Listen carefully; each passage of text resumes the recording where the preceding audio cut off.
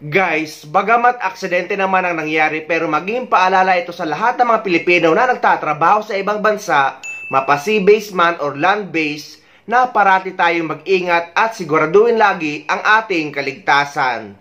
Dahil isang Pilipino ang patay sa barko matapos mahampas ng chain or ng kadena ng higanting angkla ng barko. Patay ang isang Pilipinong tauhan ng oil tanker sa Indonesia matapos mahampas ng kadena habang nag-aayos ng palyadong angkla. Isa pang Pilipino ang sugatan naman. Nakatutok si Mark Salazar.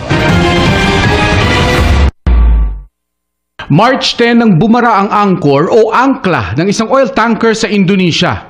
Dalawang Pinoy fitter ng barko ang inatasang pumasok sa chain hole kung saan nakabara ang angkor. Pero habang inaayos yan, kumalas ang kadena at humampas sa mga Pinoy na sina Romulo Gulyayan at Junri Popera. Binigyan tayo ng pamilya ni Popera ng mga litrato na kuha ng mga nag-rescue sa dalawa.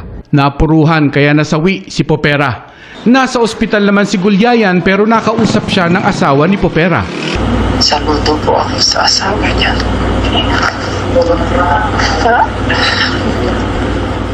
Siya yung pumasok doon sa hole, yung parang malaking hole na yun.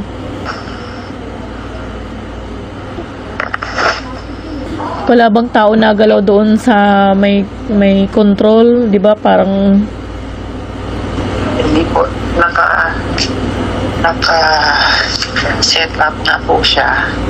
Isang, kumbaga, mga meter siya na medyo laylay kasi para makapasok yung tao. Last niya na text 3:20 PM, March 10.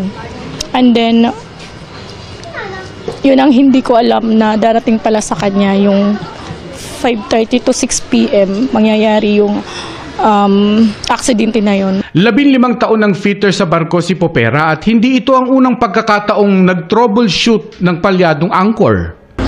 Ganon din po si Fitter. Kapag tinawag na may problema, maasahan. Hindi siya yung mangarte. talagang disgrasya po bang nangyari? Hindi ko pa masagot na. Actually, for emergency problem, anytime tatawagin po kami. Okay. And yung kapitan, nagre-rely sa opisina yun kung ano yung gagawin. Isang linggo nang ipinaglalamay ni Elsie ang asawa ng walang bangkay dahil naghihintay pa ng autopsy ang katawan ni Junri sa Indonesia. Napakasakit tanggapin pero ano bang magagawa ko?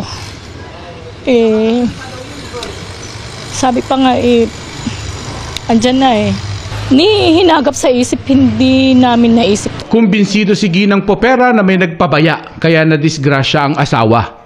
Aksidente siya, pero dapat pa siyang maanuhan mapigilan yung disgrasya. Kasi parang di ko masasabi kung nakalimutan or hindi lang nila na double check na dapat nakalak yung chain doon sa taas. Gusto ko magki-case ako sa kanila. Pero they're trying their best naman to talk to me in proper way. So, mag-uusap-usap pa kami, hindi pa kami tapos. Mabilis naman daw nakipag-ugnayan sa kanya ang local agency ni Junri at ang may-ari mismo ng oil tanker. Maging ang OY nakipag-ugnayan na sa pamilya.